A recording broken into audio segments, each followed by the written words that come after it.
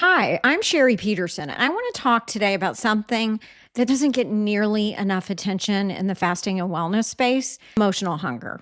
Not the kind that shows up because you've fasted for 16 hours, the kind that shows up at 9 p.m. when everything is quiet and you find yourself staring inside the refrigerator. Not because your body needs food, but because something inside you is asking for something else entirely. We've all been there. And if you've ever wondered why willpower alone never seems to be enough, this might be exactly the conversation you've been waiting for. So, how do you actually tell the difference between physical hunger and emotional hunger? Because they can surprisingly feel similar in the moment. Here's what I've learned.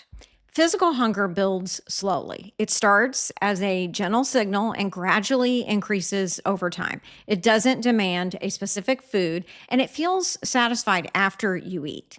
Emotional hunger, on the other hand, it feels urgent. It shows up suddenly.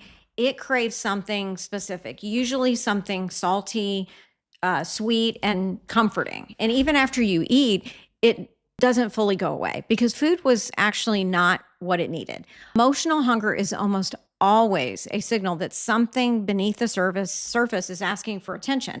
Maybe it's stress that hasn't been processed. Maybe it's loneliness that hasn't been acknowledged. Maybe it's the weight of the past experience that never quite got resolved. Maybe it's simply the exhaustion of carrying too much for too long. And here's the thing about fasting that I really find fascinating. When you create space between meals, when you give your body a break and your mind a break from the constant cycle of eating, you start to notice these signals more clearly. The food noise quiets, and what's left in that quiet is often something worth paying attention to.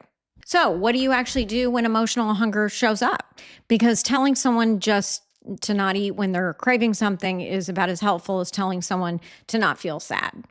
It doesn't work. What works, what I've seen work really again and again, is approaching the craving with curiosity instead of judgment. Ask yourself, what am I hungry for right now? Am I hungry for connection, for rest, for comfort, for a sense of control in a situation that maybe feels a little uncertain?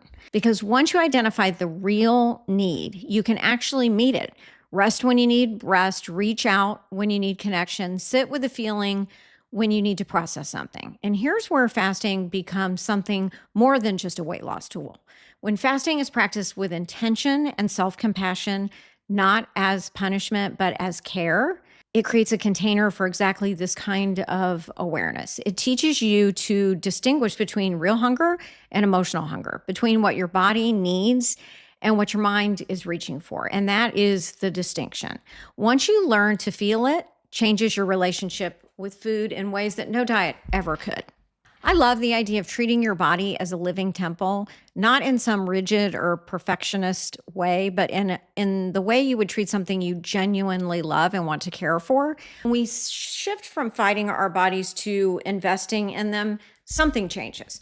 The goal stops being about restriction and starts being about nourishment. The motivation stops being fear and it starts being love. And sustainable change, the kind that actually lasts, almost always comes from that place, not from a place of I have to, from a place of I want to take care of this. Because here's the truth: you are not a problem to be solved. You're a person worthy of care, and every choice you make from that place, including how and when you eat, carries a completely different energy than choices made from shame or fear or frustration. Fasting from a place of self-care feels completely different from fasting from a place of punishment.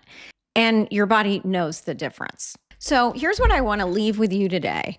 The next time a craving shows up, especially the ones that feel urgent or emotional, pause for a moment. Get curious, ask what you actually need, and meet that need with as much compassion as you can. Your body has been working for you for your entire life. It deserves that compassion in return. And if you want a simple, structured way to start building that relationship with your body through fasting, I would love to invite you to my 7-day fasting kickstart challenge. 7 days, one email a day, no overwhelm, no perfection, just a gentle, powerful starting point that teaches you to work with your body instead of against it. Grab the link in my bio to get started for free. Your body is ready when you are.